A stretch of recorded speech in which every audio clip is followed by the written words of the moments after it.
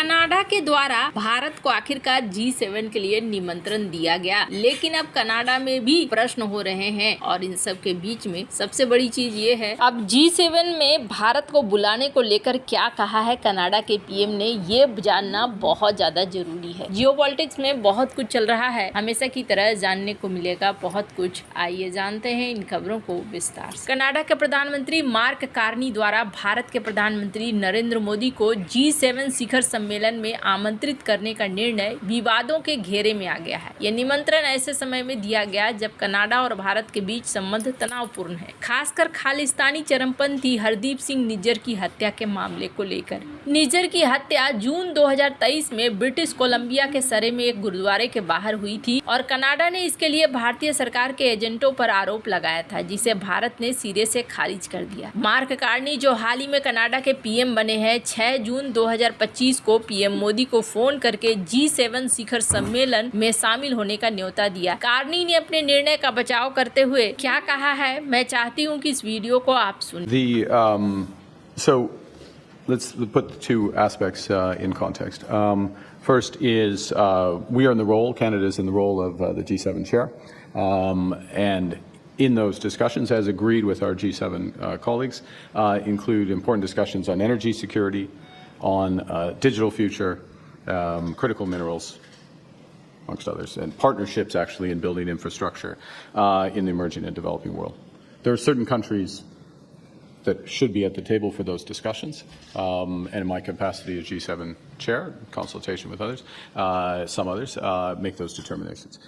India, the 5th largest economy in the world, effectively the most populous country in the world, central to a number of those supply chains, at the heart of a number of those supply chains, so it makes sense. And in addition, bilaterally, we have now agreed, importantly, to continued law enforcement dialogue. So there's been some progress on that. Recognizes.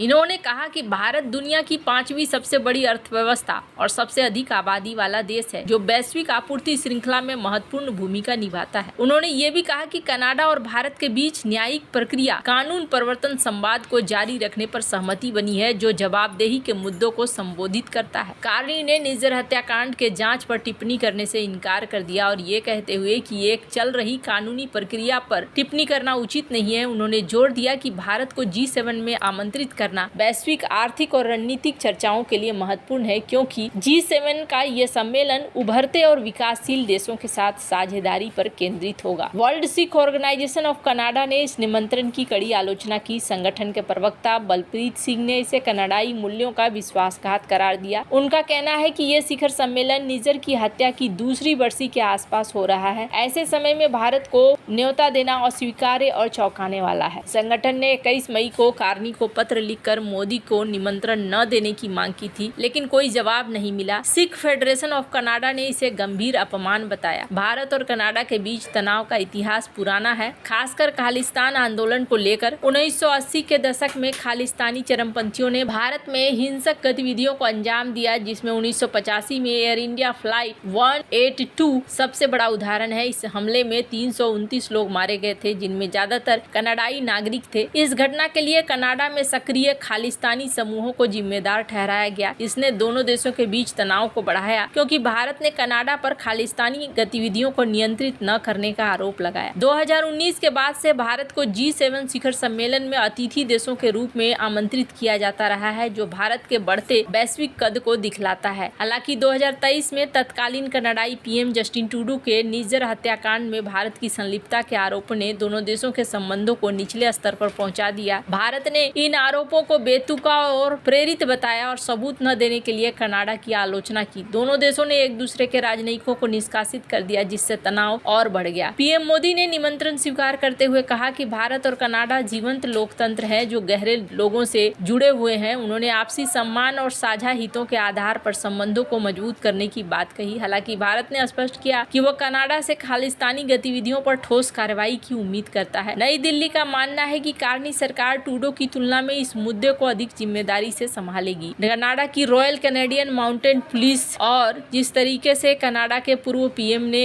इस मामले में अपनी ऐसी सोच दिखाई, जिस सोच के बाद ऐसा लग रहा था कि जैसे ये भारत के साथ संबंधों को पूरी तरीके से तोड़ना ही चाहते हैं। लेकिन अब ये सवाल उठ रहा है कि क्या भारत को इसमें रुचि दिखानी चाहिए या नहीं दिखानी चाहिए। अगर आप देखेंगे रशियन मीडिया को, तो रशियन मीडिया ये कह रही है कि यू टर्न लिया, पहले शायद बुलाने का इरादा नहीं था और इन्हें बाद में न्योता दिया गया। अब चाहे ये जो भी कहे, पर आपको बता दूं भारत को इग्नोर करना अब इतना आसान नहीं है कि कोई भी भारत को इग्नोर करके चला जाए। यहाँ तक कि इनके विपक्ष के नेता क्या कह रहे हैं वो सुनिए। Look, India has been at the last 6 G7 conferences. It's one of the biggest and fastest growing economies in the world. We need to sell our natural gas, our civilian nuclear power technology, and other resource projects to India. And we need to work with India and other countries on trade and security. So we, as conservatives, understand that the invitation is necessary, and that we want to see the government work on addressing security issues at the same time as when Prime Minister has those conversations with. इनके विपक्ष के नेता ये कह रहे हैं कि हम भारत को बेचेंगे तेल और गैस, और इस वजह से भी हमें भारत को बुलाना है। हालांकि G7 के 2-3 ऐसे खास देश हैं जिनके साथ भारत का अपना एक बढ़िया वाला ताल्लुक है, और उनमें से एक है इटली, जापान और फ्रांस। ये जो देश हैं, इन देशों के साथ भारत के बहुत ही बढ़िया संबंध रहे हैं। ऐसे में इन्हें नजरअंदाज करना बिल्कुल भी ठीक नहीं होगा। आखिरकार साफ साफ इन्होंने कहा कि हम भारत को इग्नोर नहीं कर सकते हैं। भारत अब एक ऐसी शक्ति बन चुका है, भारत की अर्थव्यवस्था लगातार बढ़ती जा रही है, और ऐसे में भारत को इग्नोर तो नहीं किया जा सकता है, बात सही है। लेकिन G7 और G20 दोनों ही अगर संगठनों की देखें तो अभी का सीन क्या है? अभी का सीन है मल्टीपोलर वर्ल्ड का, यानी कि एक ऐसा वर्ल्ड जिसमें हमें अलग अलग तरीके से अपने लक्ष्यों को साधना है। तो यही वजह है कि अभी भारत अर्थव्यवस्था के मामले में इस ऊंचाई तक पहुंच गया है कि भारत को हर किसी से न्योता मिल ही रहा है, और भारत को इग्नोर करके नहीं चल सकते हैं ये देश। वाणिज्य और उद्योग मंत्री पीयूष गोयल ने इस बात को कहा कि भारत ने वित्तीय वर्ष 2024-25 में $81 बिलियन का FDI प्राप्त किया, जो कि 14% की वृद्धि को दिखलाता है। ये निवेश 112 देशों से आया, जो 2013-14 में 89 देशों की तुलना में भारत की बढ़ती वैश्विक अपील को भी दिखलाता है। यहाँ पर सरकार द्वारा दुनिया का पसंदीदा निवेश गंतव्य बनता जा रहा है भारत, और विनिर्माण की सुविधाएं भी आती जा रही है। इसलिए भी माना जा रहा है कि भारत को अब इग्नोर करना आसान नहीं है। और दूसरी बड़ी चीज ये है कि अगर G7 की बात करें तो G7 हो या G20 हो, भारत को हर जगह अपने बैलेंस को बनाकर चलना होगा, ताकि जिस तरीके का सीन हो भारत उस तरीके से हैंडल कर पाए। किसी एक ग्रुप को अगर आप पकड़ते हैं तो भविष्य में क्या होगा, वो ग्रुप आपके लिए मुसीबत बन सकती है। वैसे आपको क्या लगता है इन सब मामले में, आपकी क्या राय है? कमेंट कर जरूर बताएं। जल्द मिलते हैं अगले वीडियो में नई खबर के साथ।